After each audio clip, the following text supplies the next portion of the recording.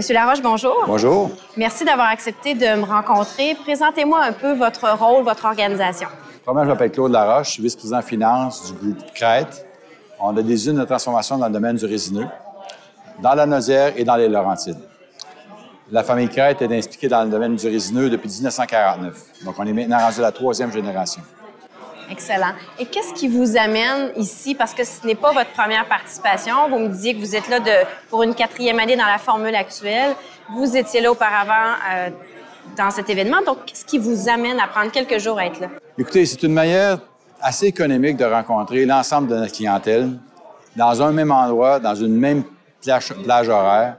Puis, c'est très bénéfique. Puis, en même temps, il y a un côté un peu célébration, en même temps, un pot de marché. Qu'on a en même temps quand il y a un bain d'autant de monde du même industrie.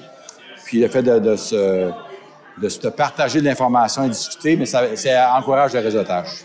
Donc, ce matin, vous aviez des rencontres one-on-one, comme on dit. Oui. Je m'excuse pour l'anglicisme. Ce sera la même chose cet après-midi. C'est quoi les attentes que vous avez pour ces rencontres? C'est quoi l'objectif que vous vous êtes donné? Bien, moi, je suis dans la finance, donc je participe peut-être moins de rencontres reliées au niveau de la clientèle. Parfois, j'en ai tout de même. Quand on rencontre des clients, c'est certain, c'est pour discuter des volumes annuels, les anticipations de commandes, le pouls du marché. Il faut essayer de voir un peu ce qui peut se dégager pour nos planifications, en même temps de refaire de remettre à jour nos informations financières sur les entreprises, parce que ça change souvent.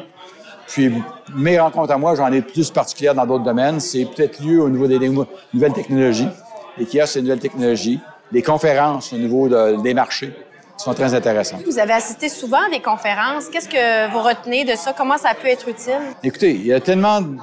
On met quand même des speakers, si on peut prendre le terme anglais, de qualité, qui viennent nous donner une vision du marché, qui nous permettent un peu de comparer ce qu'on se fait dire de gauche à droite, puis de cette façon-là, ça nous permet un peu d'anticiper le marché.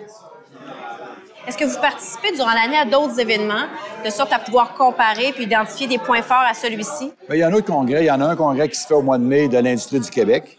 Celui-ci, c'est plus canadien et on est des Américains. Au Québec, c'est peut-être plus le Québec à lui seul qui se retrouve là. Mais ça, ici, c'est qu'on a un mélange autant américain que canadien. Puis c'est intéressant. Est-ce que vous avez l'occasion ou le désir de rencontrer des acheteurs d'outre-mer aussi? On en a rencontré avant la rencontre dans le cadre du salon. J'ai fait visiter l'usine à des clients japonais, chinois, pakistanais et des Royaume-Uni il y a 2 jours. Donc, dans le cadre de l'activité, on m'a demandé, parce qu'une usine est très proche de Montréal, on nous a demandé de pouvoir les accommoder et les permettre de visiter l'usine. Donc, ça nous permet de rencontrer des clients dans le cadre du salon, mais à l'extérieur du salon. Est-ce que je peux vous demander, avec votre perspective à vous, c'est quoi les grands enjeux de l'industrie du bois à l'heure où on se parle, particulièrement dans le secteur résineux peut-être, qui est votre domaine? Bien, au Québec, on a un problème avec la fibre. Donc, la fibre, il y a beaucoup de capacité de production. La fibre est disponible. Le prix de la fibre, on est soumis à des règles gouvernementales, donc c'est pas tellement facile. Je vous dirais que c'est un gros challenge, la fibre au Québec, parce que la grosseur de la fibre, on n'est pas en compétition de même nature que le reste de l'industrie. Le bois est plus petit et il faut travailler plus fort pour en sortir un produit qui est rentable. Très bien.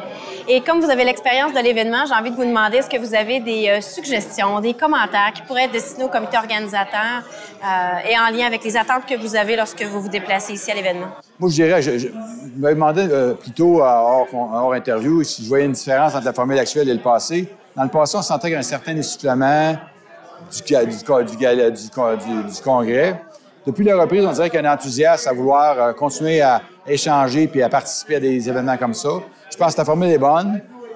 On y greffe, il y a eu depuis 2 ans de greffer des kiosques, des présentations, tout ça. C'est du bien. De continuer à mettre en place des speakers de qualité pour donner des pouces à l'industrie et le marché, c'est intéressant. Donc, je pense que tout travailler du côté réseautage, ça va être bénéfique pour l'organisation. Donc, ça demeure pertinent pour vous. Ça peut faire une différence dans votre entreprise. Oui. Très bien. Monsieur Laroche, merci beaucoup.